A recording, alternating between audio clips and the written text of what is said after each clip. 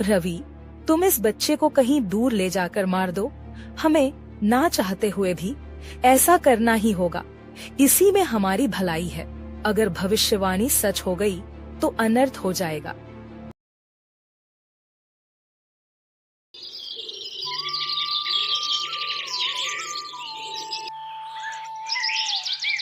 बहुत समय पहले की बात है। बास नामक एक छोटे से गांव में सुनीता नाम की बहुत ही गरीब औरत अपने बेटे बबलू के साथ एक छोटे से घर में रहती थी। सुनीता दूसरों के घरों में खाना बनाने का काम किया करती थी, जिससे घर का गुजारा होता था। एक दिन सुनीता बबलू से कहती है, बबलू बेटा, जा गोलू भैया की दुकान से घर का राशन ले आ। अगर वह पैसे मांगे तो कह देना कि पैसे अगले महीने दे देंगे। ठीक है माँ, मैं अभी राशन ले आता हूँ। बबलू भोलू की दुकान की ओर राशन लेने पहुँच जाता है। वह भोलू से कहता है, बोलो भैया, माँ ने राशन मंगाया है। उन्होंने कहा है कि पैसे अगले महीने दे देंगे। तुमने मुझे क्या समझ रखा है जो मुंह उठाए उधार लेने चले आते हो यहाँ? अरे उधार की वजह से मेरी दुकान बंद होने की कगार पे है। अभी तुमने पहले के पैसे दिए नहीं है और उधार लेने चले आए। दुकानदार की यह बात सुनकर बबलू अपने घर की ओर चल पड़ता है। एक पेड़ के पास रुककर वह सोचने लगता है, मैं कितना अभागा हूँ जो 2 वक्त के खाने के लिए पैसे नहीं छुटा सकता। माँ किस तरह दूसरों के घरों में काम करती है। अब मुझसे उनका दुख देखा नहीं जाता। बेचारी कब तक दूसरों का काम करती रहेंगी। मुझे कोई काम जरूर करना होगा। शायद अब वक्त आ गया है कि मुझे अपनी जिम्मेदारी संभाल होगी, ताकि मैं अपनी माँ को इस स्थिति से निकाल सकूं और उनकी जिंदगी में थोड़ी खुशियां ला सकूं।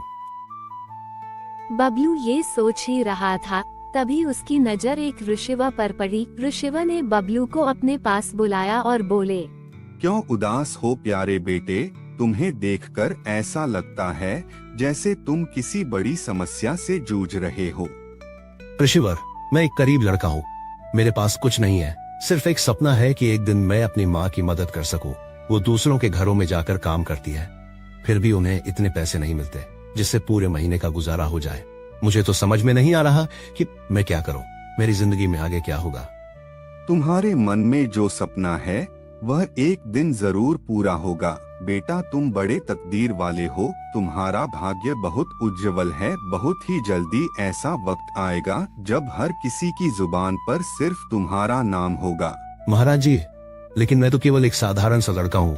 मेरे पास तो साधन भी नहीं है और ना ही मैं कोई राजा हूँ। फिर हर किसी की जुबान पर मेरा नाम क्यों होगा? स्वामी, मैं समझ नहीं पा रहा हूँ कि आप क्या कहना चाहते हैं। बेटा, इस संसार में हर एक व्यक्ति की कहानी अनोखी होती है और तुम्हारी कहानी अभी शुरू हुई है। इतना कहकर ऋषिवा वहाँ से चले जाते हैं। बबलू को उनकी कोई भी बात समझ नहीं आती है और फिर बबलू भी अपने घर चला जाता है। बेटा, तू खाली हाथ क्यों चला आया? मैंने तो तुझे घर का राशन लेने के लिए भेजा था। माँ, गोलू भैया ने उधार राशन देने के लिए मना कर दिया है। वह कह रहे थे कि मैं तुम्हें और उधारी नहीं दे सकता। तुम्हारे ऊपर पहले के ही बहुत पैसे हैं। कोई बात नहीं बेटा, मैं आज मालकिन से पैसे लेकर आऊंगी। तू गोलू का हिसाब कर आना। जा तू खाना खा ले। माँ, मैं खाना बाद में खाऊंगा। आप पहले मुझे एक बात बताओ। जब मैं रास्ते में आ रहा था तो मुझे एक रिसीवर मिले थे। वह कह रहे थे कि मैं बहुत तकदीर वाला हूँ। कुछ ही दिनों में हर किसी की जुबान पर मेरा ही नाम होगा। मैं तो उनकी बात समझ ही नहीं पाया। अगर तुम्हें कुछ समझ में आया हो तो तुम मुझे बताओ। माँ। बेटा, क्या सच में ऋषिवर ने ऐसा कहा? हाँ माँ, सच में उन्होंने ऐसा ही कहा। बेटा, जब तेरा जन्म हुआ था तब भी एक ऋषि ने मुझसे कहा था कि यह तेरा बेटा बहुत भाग्यशाली है। बड़ा होकर यह राजकुमार बनेगा। माँ, ये सब फिजूल की बातें हैं। भला एक गरीब माँ का बेटा राजकुमार कैसे बन सकता है? राजकुमार तो राजा का बेटा बनता है। तुम सही कहते हो बबलू, लेकिन कभी कभी ये भविष्यवाणी सच भी हो जाती है। मैंने खुद अपनी आंखों से भविष्यवाणियों को सच होते हुए देखा है। हमारे गांव में सीमा नाम की एक औरत ने एक बेटी और बेटे को जन्म दिया था। उन बच्चों की खुशी में उस औरत के पति रवि ने आसपास के सभी गांव में दावत की थी। वह औरत भविष्यवाणी में बहुत विश्वास करती थी, इसलिए उसने अपने बच्चों का भविष्य पूछने के लिए एक ऋषि को बुलाया। उस ऋषि ने उससे कहा, मैं तुम्हें इन बच्चों का भविष्य नहीं बता सकता हूँ और तुम्हारे लिए भी यही बेहतर होगा कि तुम कभी भी इन बच्चों का भविष्य जानने की कोशिश मत करना, वरना तुम्हारा ये खुशहाल जीवन पल भर में दुख में बदल जाएगा। लेकिन ऋषिवर, ऐसा क्या है इन बच्चों के भविष्य में जो आप हमें बताना नहीं चाहते?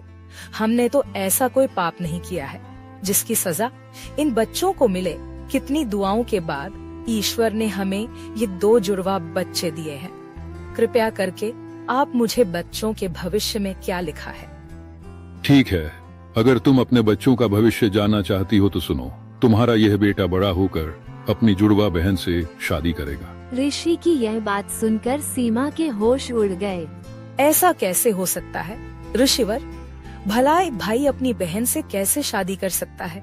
अगर बेटा तुम्हें मेरी बातों पर विश्वास नहीं है तो कोई बात नहीं, जब समय आएगा तो तुम सब खुद देख लोगे। इतना कहकर ऋषिवर वहाँ से चले जाते हैं। फिर सीमा अपने पति से कहती है, नहीं, यह तो असंभव है।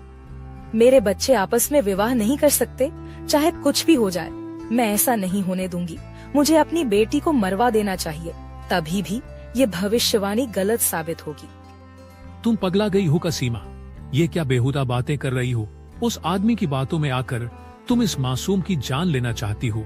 कितने वर्षों बाद ईश्वर ने हमें औलाद का सुख दिया और तुम कह रही हो कि हम इस मासूम बच्ची को मरवा दें।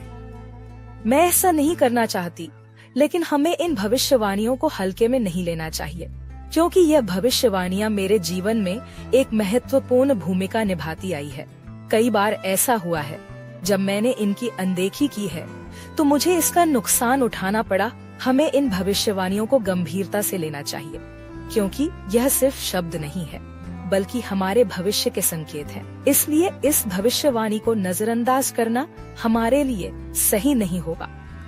देखो सीमा, हमें समझदारी से सोच समझ कर ही कोई कदम उठाना चाहिए। बताओ अब हमें क्या करना होगा? रवि, तुम इस बच्चे को कहीं दूर ले जाकर मार दो। हमें ना चाहते हुए भी ऐसा करना ही होगा। इसी में हमारी भलाई है।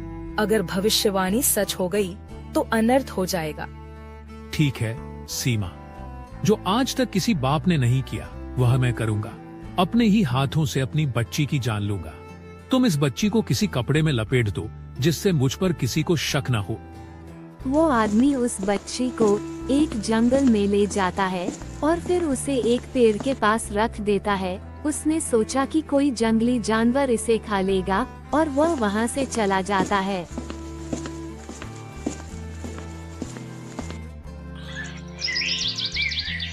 लेकिन वह बच्ची किसी तरह बच जाती है। एक अमीर आदमी उस जगह से गुजर रहा होता है, तभी उसकी नजर उस बच्ची पर पड़ती है। अरे वाह, कितनी प्यारी बच्ची है। लेकिन यह बच्ची इस जंगल में क्या कर रही है? इसे यहाँ पर कौन छोड़कर गया होगा? मुझे इसे अपने साथ लेकर जाना चाहिए, वरना इसे कोई जंगली जानवर खा जाएगा। वो अमीर आदमी उस बच्ची को अपने घर ले जाता है। अरे कहाँ हो भाग्यवान, जरा जल्दी इधर आओ। ये देखो मेरे साथ कौन आया है।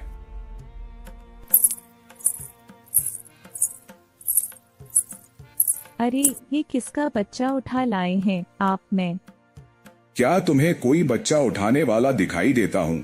अरे नहीं, मेरा मतलब वह नहीं जो आप समझ रहे हैं। मेरे कहने का मतलब यह है कि आपको यह बच्चा कहाँ से मिला? यह नन्ही परी मुझे पहाड़ियों वाले जंगल में मिली है। पता नहीं इसे वहाँ पर कौन छोड़ के गया था। मुझे इस बच्ची पर दया आई और मैं उसे उठा कर ले आया। यह आपने बहुत अच्छा किया जिसे बच्ची को अपने साथ ले आए। देखो यह बच्ची कितनी सुंदर है, देखने में बिल्कुल चांद का टुकड़ा लग रही है। आज से यह बच्ची हमारे परिवार का हिस्सा है। हम इसे भी अपने बेटी सोहन की तरह ही पालेंगे। अब से हमारे एक नहीं बल्कि 2 बच्चे हैं। यूं ही कई वर्ष बीत जाते हैं। अब वो दोनों भाई बहन बड़े हो चुके होते हैं। अपने बेटे को जवान होता देख सीमा और उसका पति बहुत खुश होते हैं कि भविष्यवाणी गलत साबित हुई, लेकिन होना तो वही था जो तकदीर में लिखा था। एक दिन सीमा का लड़का किसी काम से बाहर कहीं दूर जा रहा होता है। तभी रास्ते में उसकी नजर उस अमीर आदमी की बेटी पर पड़ती है। उसे देखकर वह सब कुछ भूल जाता है। वह अपने माँ बाप के बगैर कुछ समझे ही उस लड़की से शादी कर लेता है और उस लड़की को अपने घर ले आता है। माँ, मैंने इस लड़की से शादी कर ली है। ये सेठ श्याम की बेटी है। ये मुझे बहुत अच्छी लगी, फिर मैंने इससे पूछकर शादी कर ली। बेटा, तुझे शादी करने की इतनी भी जल्दी क्या थी? एक बार हमसे पूछ तो लेता। आखिर हम तेरे माता पिता हैं। हमने तुझे पाल पोस कर इतना बड़ा किया है, इसलिए हमारा भी हक बनता है कि तेरे सुख दुख में साथ रहे। अरे भाग्यवान, तुम भी ये क्या बात लेकर बैठ रही हो? अरे हमें तो खुश होना चाहिए। हमारे बेटे की खुशी में ही तो हमारी खुशी है। बेटी, तुम बहुत दूर से चल के आई हो, जाओ थोड़ा आराम कर लो। बेटी, तुम कितने भाई बहन हो? सासूवान जी, हम 2 भाई बहन हैं, लेकिन मैं सेठ श्यामचंद की सगी बेटी नहीं हूँ। मैं तो उन्हें पहाड़ी के पास मिली थी, लेकिन उन्होंने मुझे कभी माँ पापा की कमी महसूस नहीं होने दी। अपने बेटे की बहू के मुंह से ये बात सुनकर सीमा सब समझ जाती है कि ये लड़की हमारी बेटी है। वो इस बात को अपने पति को भी बताती है कि भविष्यवाणी सच साबित हुई। फिर क्या हुआ माँ? जब क्या सीमा का लड़का को यह बात पता चला कि नहीं?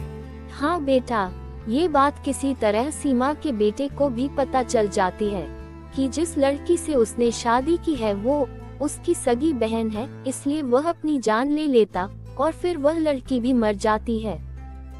अरे बाप रे, यह तो बहुत बुरा हुआ। इस बात को सुनकर मुझे पूरा विश्वास हो गया कि भविष्यवाणियां सच होती हैं। हमें इन्हें हल्के में नहीं लेना चाहिए। हाँ बेटा, मैं तुझे यही समझा रही थी कि इन भविष्यवाणियों को झूठ समझने की कोशिश मत करना।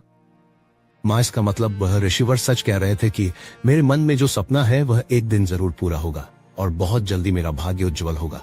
उसके बाद हर किसी की जुबान पर सिर्फ मेरा नाम होगा। हाँ बेटा, बस तुम अच्छे कर्म करते रहो। जिस राज्य में बबलू रहता था उस राज्य का राजा धीरेन्द्र था। धीरेन्द्र का महल बहुत ही शांतिप्रिय और दयालु था। उसके शासन में सभी खुश रहते थे। हर कोई गर्व महसूस करता था कि वे ऐसे राज्य में रहते हैं जहां एक शांतिप्रिय और समझदार राजा शासन कर रहा है। राजा के राज्य की सूचित व्यवस्था के पीछे जिस आदमी का हाथ था वह थे उनके सबसे प्रिय सलाहकार रघुवीर सिंह। रघुवीर सिंह के रहते राजा को कभी कोई कमी महसूस नहीं हुई, लेकिन अचानक एक दिन रघुवीर सिंह की मृत्यु हो गई। इससे राजा को बहुत दुख हुआ। अब उनके प्रमुख सलाहकार का पद खाली पड़ा था।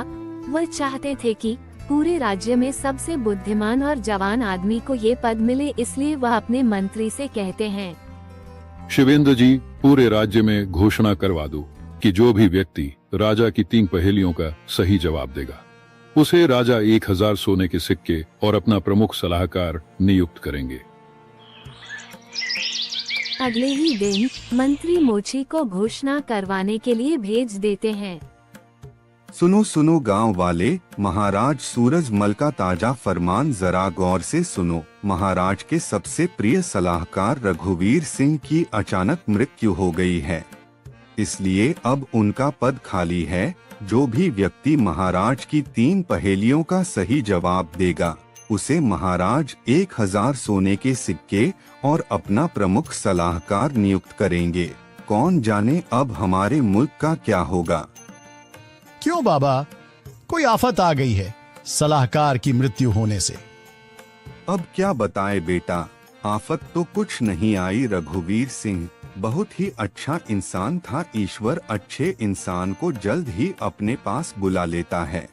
बेचारा हमेशा प्रजा की भलाई चाहता था। मैंने कितने ही सलाहकारों को बदलते देखा है, मगर यकीन मानो रघुवीर सिंह जैसा कोई नहीं था। वह हमेशा गरीब लोगों के हित में ही सोचता था। पता नहीं अब राजा का नया सलाहकार कौन बनेगा जो हम जैसे गरीबों के बारे में सोचेगा।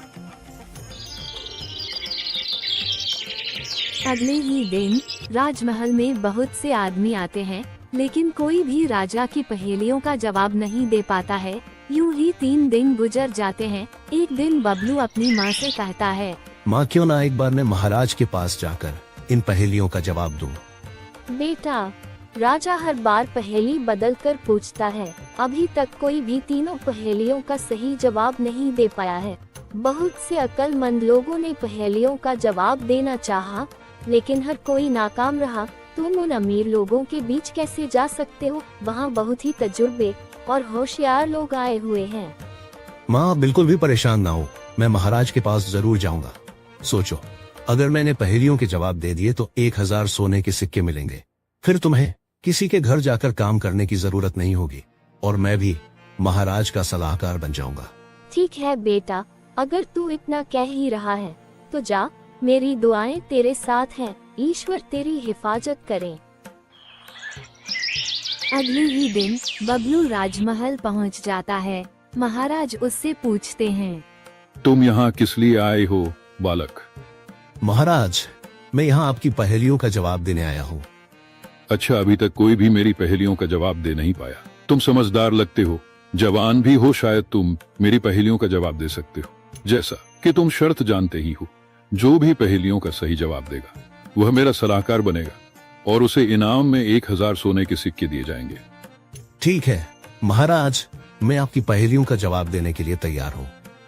तो पहला सवाल ये रहा, बालक बताओ, तुम्हारे अनुसार सबसे बड़ा धन क्या है? महाराज, सबसे बड़ा धन संतोष है। जब मन शांत होता है तो इंसान सबसे अमीर होता है। बहुत खूब। अब दूसरे सवाल का जवाब दो। बताओ, जीवन में सबसे बड़ा ज्ञान क्या है? महाराज, जीवन में सबसे बड़ा ज्ञान यह है कि खुद को जानना और समझना। जब हम अपने आप को पहचानते हैं तब हम दूसरों को भी समझ पाते हैं। सही उत्तर बालक, तुम बहुत बुद्धिमान हो। चलो अब तीसरा और आखिरी सवाल, सच्ची मित्रता का अर्थ क्या है? महाराज, सच्ची मित्रता वह है जब एक मित्र दूसरे की खुशियों में खुश और दुखों में दुखी होता है, बिना किसी स्वार्थ के, और सही समय तथा बुरे समय में जो काम आए, वे ही सच्ची मित्रता है। महाराज, बहुत खूब मेरे बच्चे, तुमने तीनों सवालों के सही जवाब दिए हैं। तुम वाकई में बुद्धिमान हो। आज से तुम मेरे सलाहकार हो। मंत्री, इसे 1000 सोने के सिक्के दे दिए जाए। कल से तुम अपना पद संभालोगे।